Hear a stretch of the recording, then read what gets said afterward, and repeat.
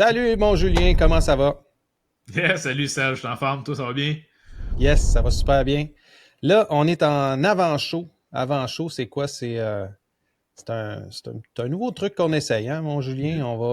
Avant de faire la première, on va avoir un petit show pour vous préparer, pour vous mettre dedans. Puis aujourd'hui, ben, je voulais vous parler un peu des choix que le Canadien va avoir à faire d'ici le repêchage. Parce qu'on le sait, là, hein, Julien, on a beaucoup de défenseurs. On a un Oui, choix numéro vraiment. 26. On a un choix numéro 5. Qu'est-ce qu'on fait avec tout ça? Ben, j'ai trois scénarios. Trois scénarios pour toi. Mhm. Puis, lance-moi pas des tomates, là, s'il vous plaît. La gang, lancez-nous pas des tomates non plus. C'est des suppositions. Le but c'est de Donc, faire jaser, là. ouais, ouais, exactement. Fait que première proposition, on a le choix numéro 5, Mhm. comme tu le sais. Fait que là, on a trois choix. Qu'est-ce qu'on fait avec ça? Est-ce qu'on le garde et on repêche? Est-ce qu'on l'échange pour avoir un gars? Ou est-ce qu'on essaie de monter au classement, tomber 2, 3, 4e position à la place? Fait que première chose, là, on échange le numéro 5 puis on va chercher Trevor Zegras. Qu'est-ce que tu penses de ça? Écoute, tu sais, moi je l'ai mentionné une couple de fois, là, je pense que mon move à faire si j'étais le DG, là, clairement, serait de faire l'échange de mon cinquième choix pour aller chercher ce joueur-là top 6 fiable. Est-ce que je le ferais spécifiquement pour Trevor Zegras? Écoute, c'est un bon questionnement parce que je pense que le risque est relativement élevé avec Zegras. Dans le sens où est-ce que ça va vraiment fonctionner? Est-ce que la pièce du casse-tête va vraiment s'embriquer avec le casse-tête qu'on a chez le Canadien? Ouais. Et ça, je suis pas tant convaincu encore. J'ai l'impression que ça peut fonctionner, mais écoute, c'est quand même un risque pour le cinquième choix. Ben, t'as raison. Parce que, tu sais, si on regarde Zegras, la réalité, c'est que c'est pas un top 3 dans une Mhm. bonne équipe, là. C'est un gars qui va s'ajouter au corps de l'équipe. Donc, c'est un gars qui va venir compléter une équipe, un top 6, disons. Puis là, ça l'implique que avoir un numéro 5, un choix numéro 5, habituellement, tu essaies d'aller chercher un top 3 ou tu essaies d'aller chercher un top 2 défenseur. Tu Ouais. essaies d'aller chercher la pièce manquante de ton core. Puis Zegris, c'est pas ça. Fait que, grosso modo, tu perds à l'échange. À moins que le gars que l'équipe repêche de l'autre côté, ben, finalement, se trouve être un bust. Ce qui peut arriver, là. Puis tu sais, encore, Seb, tu sais, c'est pas qu'il n'y a pas le potentiel de le devenir, là. Tu sais. Ouais. Je pense que Zegras aurait totalement le potentiel de devenir un joueur important comme ça. Tu sais, si tu regardes ses deux premières saisons, Ouf. avec un club complètement décimé, c'est impressionnant ce qu'il a réussi à accomplir. Tu sais. Ouais. Est-ce que l'arrivée d'un McTavish à qui on a donné plus de responsabilités, est-ce que sa blessure cette année, c'est des choses tu sais, qui l'ont ralenti? Est-ce que les rumeurs médiatiques, c'est quelque chose qui l'affecte psychologiquement? Il y a peut-être à maturer à ce niveau-là aussi. Mhm. Bon, si du côté du Canadien, on croit qu'on a les outils puis les munitions pour y parvenir puis y donner, comme on a fait avec Joël Armia, là, je sais pas si tu te souviens, Ouais. Ced, là, mais Martin Saint-Louis s'en est vanté là, lors d'une conférence de presse. Là. Fait que si on croit qu'on a ces outils-là du côté du Canadien, je crois que ça peut devenir une voie très intéressante. Reste que le cinquième choix, encore une fois, j'ai l'impression que c'est un peu cher payé pour Trevor Zegras. Surtout là, que ça va être un contrat renégocié quand même très bientôt. Il y a un paquet de facteurs dans Ouais. la balance. Là. Mais Ben, t'as raison. Ouais, c'est sûr que tu l'as pas tant pour si longtemps que ça, contrairement à un gars mhm, que tu vas aller repêcher qui, lui, tu l'as jusqu'à 26 ans. Puis après ça, ben, si tu l'as signé pour 8 ans, comme un Caulfield ou potentiellement un Slavkovski, ben, tu l'as ouais. encore plus longtemps. Puis, tu sais, quand tu parles de ça vaut peut-être pas un numéro 5, Zegris peut peut-être monter. Moi, ce que j'ai trouvé avec la carrière de Zegris pour l'instant, là, c'est qu'un, il a tout cassé quand il était avec le NTDP, quand il était dans le mhm. junior, évidemment la NCAA. Il a pas mal tout cassé. Là, il était vraiment très bon pour ce qu'il donnait. Là. C'était pas Jack Hughes, là, on s'entend, là, mais il était quand Non, même dans, quand dans même. cette équipe-là, puis dans l'entourage. Puis on voyait des qualités de leader, on voyait des qualités d'un gars qui a la hargne de gagner. Puis là, il se ramasse avec les Ducks, qui, eux, sont, comme tu dis, décimés, ils n'ont rien. Puis en plus de ça, la Ligue nationale va le mettre sur le cover du jeu de la NHL. Il commence à faire de la promotion avec lui, puis à mettre ses highlights un peu partout. Fait que, veux pas, là, ça rentre dans la tête du jeune de 20 ans, là, je suis une superstar déjà, puis tu sais, ça peut affecter négativement l'attitude d'un joueur qui peut être, on pourrait dire, prone, qui peut être sujet à ce genre de situation-là. Puis veut pas, là, un jeune de 20 ans, ça peut arriver à n'importe qui, là, qui se fait mettre sur un piédestal très rapidement. Peut-être que ça a eu un effet négatif dans son cas. Puis, Fort possible. Puis, tu sais, en tout cas, c'est ce que je disais en lien avec le risque, en fait, Seb. Là, ouais. il est là le Oh, ouais. risque avec le choix. Là. Exact. Fait que là, si on passe à d'autres choses, parce que évidemment, Mm-hmm. peut-être pas Zegras, mais peut-être un top 6 par contre. Natchez. Puis, by the way, Zegras, là, je posais cette question-là parce que les Ducks, clairement, veulent beaucoup pour Zegras. Ils vont pas le Ouais. laisser partir pour rien. Puis, ça risque d'être ça qu'ils vont demander. Donc là, est-ce qu'on est prêt à le faire? Moi, je le ferais pas. Toi, tu le ferais pas non plus, de ce que je comprends. Mm-hmm. Mais est-ce qu'on le ferait pour un Natchez? Est-ce qu'on le ferait pour un autre gars top 6? Toi, qu'est-ce que t'en penses? Ce serait qui? À Écoute, part Boldy, là, parce que Boldy, il j'en bougera ai pas. parlé Là. dans le vestiaire. Tu sais, moi, je le ferais pour faire là, je vais utiliser le terme anglais, là, mais un overpay. Là, je veux dire, Ouais. moi, je le ferais pour un overpay, quelqu'un qui est pas sur le marché, mais regarde, moi, c'est ça que j'ai besoin dans mon équipe. Fait que je t'offre ça. Est-ce que tu le Ouais. prends? Puis, tu sais, forcer la main à l'autre déjà à faire, ben là, je veux dire, si je le prends pas, j'ai l'air fou, je pense. T'sais. Fait que, tu Ouais, sais, ouais, ouais. c'est un peu C'est ça, faut que tu c'est un peu fasses. ça T'as pas mon le choix. idée, en fait. Là. C'est ça, c'est un peu ça mon idée, en fait. Que je crois que le Canadien, en tant qu'équipe, est rendu là. Ouais. Donc, ça, c'est une opinion parmi tant d'autres. Là. Mais moi, de ce que je vois depuis 2 ans, l'évolution de la chimie là, qui s'installe dans cette équipe-là, je pense que c'est là qu'on est rendu. Donc, Ben, les Goulet, bon, à moins qu'ils s'en aillent, là, les Goulet, les mm-hmm. Slavkovski, les Suzuki, Caulfield ensemble, toute cette gang-là, Dak qui est resté avec l'équipe toute l'année, même s'il était Ouais. blessé. Tu sais, ça montre que cette équipe-là se tienne déjà. Maintenant, il reste juste à avoir de la maturité dans leur jeu. Fait que, ouais, c'est vraiment intéressant. Deuxième option, on a le choix numéro 26.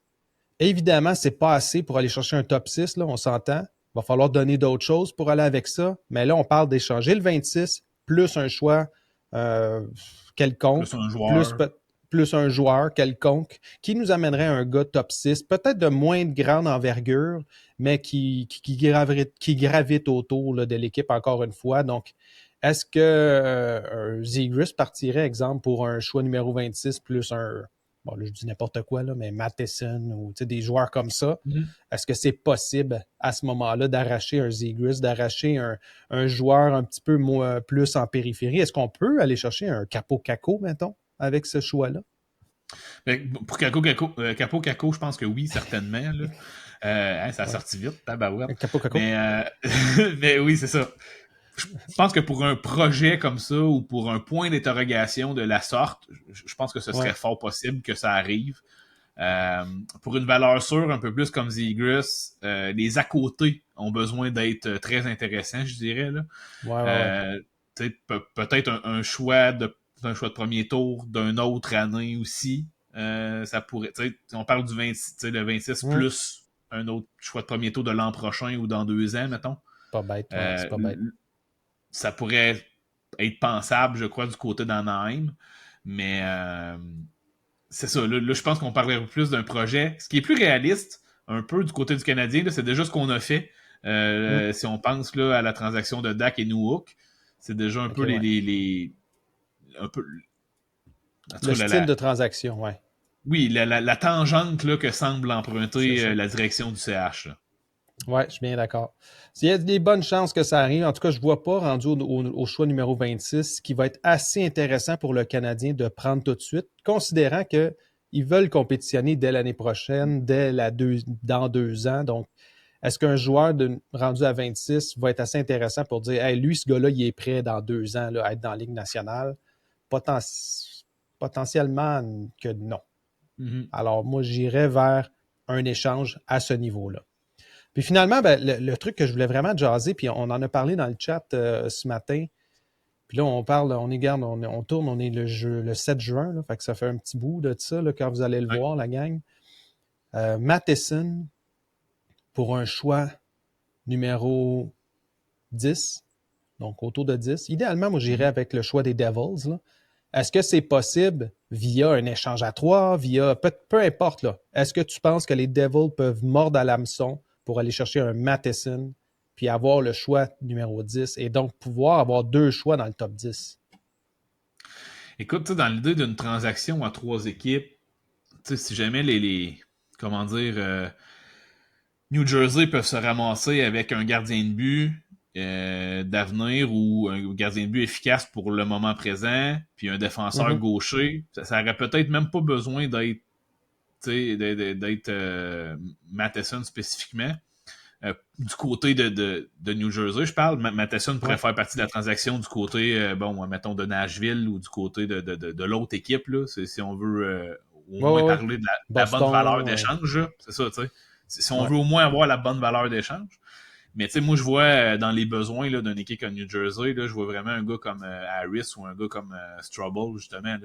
Là. On a du beau talent à gauche du côté de New Jersey, mais c'est pas des joueurs très physiques, c'est pas des joueurs très défensifs, c'est des joueurs plus offensifs. Ouais. On se ramasse un peu avec la problématique là, qu'on a du côté de... Voyons. Ottawa, excuse, avec des joueurs, avec des défenseurs un peu tous très offensifs, tu sais. Nemec, Hamilton, Hughes, là, écoute, ça manque de diversité un petit peu. Je sais pas. Hein. Écoute, clairement, un gars comme Strobel pourrait venir stabiliser forte, tu sais, pourrait avoir une valeur un peu boostée pour une équipe comme ça. Ben écoute, moi, pourquoi je me pose la question de ça, c'est que quand tu regardes, exemple, le top 10, le top 15, les choix, les équipes qui sont là, exemple, 10, New Jersey, 11 Buffalo, 12 Philadelphie, 13 Minnesota. Ben tu sais, moi, je vois New Jersey, Minnesota qui, eux, veulent probablement gagner maintenant, veulent probablement continuer sur une lancée. Dans le cas de Minnesota, ben eux, ils veulent pas descendre. C'est sûr qu'on va voir ce qui va se passer, là, mais la fenêtre, elle se rapetisse là, pour Minnesota. Versus New Jersey, eux autres sont en pleine expansion. Ils veulent absolument gagner pour les 5-6 prochaines années, aller en série. Donc, ils ont besoin de quelqu'un qui fonctionne maintenant. Ils n'ont pas besoin... Je ne sais pas s'ils ont besoin d'un Askarov plus que d'un Hallmark, mettons. Écoute, je pense que du côté de Nashville, ce serait même plus Saros qu'ils aimeraient avoir. Oui, effectivement. Mais est-ce que Nashville est rendu là? Parce que Nashville est encore en une situation où ils font les séries malgré tout, ou je veux dire, ils sont toujours prêts. On parle de 3 équipes qui sont dans un... Ben, là, une plus en plein envol, comme tu as dit, là, mais 2 qui sont en questionnement probablement, à savoir est-ce qu'on met la pédale au plancher ou est-ce qu'on fait un pas en arrière pour mieux avancer? Tu sais, là, c'est là. Il y a des jeux dans les nationales en ce moment qui ont des grosses remises en question à faire. Ben oui, tu restes-tu dans le no man's land ou est-ce que là, finalement, tu reconstruis, tu sais? C'est ça qui arrive avec un cap salarial, puis là, en plus, qui a été gelé pendant quelques années, ben ça amène des questionnements comme ça. Est-ce que tu restes pris dans un mode où je suis pas tout à fait en reconstruction, mais en même temps, j'ai les chances de faire les séries, ou est-ce que tu y vas, regarde, on va y aller comme peut-être pas comme Chicago, là, mais comme ces équipes-là qui, eux, ont vendu un peu plus pour rester dans les bas-fonds, puis aller chercher éventuellement les nouveaux qui s'en viennent, là, les McKenna, les Haggins aussi l'année prochaine. Donc, les gros joueurs d'impact potentiel, là, 24-25, donc 25, là, 2025 et 2026, ça va être 2 grosses années, j'ai l'impression, pour le repêchage. Fait que ça fait pas mal le tour. Écoute, t'avais-tu un petit mot de la fin avant qu'on rentre dans le vrai show qui va commencer, lui, à 8 heures ce soir? Ben non, ben écoute, c'est simplement merci à tout le monde là, d'être là et de participer. C'est toujours le fun là, c'est le fun, surtout à l'entre-saison comme ça permet de donner un break à notre cher ami Frank les mercredis, puis de voir la participation des gens malgré les autres choses qui se passent le mercredi, là, pour pas donner de publicité à personne non plus. C'est intéressant de vous voir avec nous, puis merci de nous encourager puis de rester là, puis si vous aimez ça, mettez un pouce puis continuez de participer en grand nombre avec nous, gang. Yes. Fait que là-dessus, ben Julien, on se voit à 20h pour nous dans quelques minutes. Hein? Yes. Puis pour ceux qui l'écoutent en rediffusion, parce qu'on va le laisser disponible à tous, ben merci d'avoir écouté. Puis on se reparle un peu plus tard ou la semaine prochaine. Merci Julien. Yes, salut gang, salut Seb. Bye.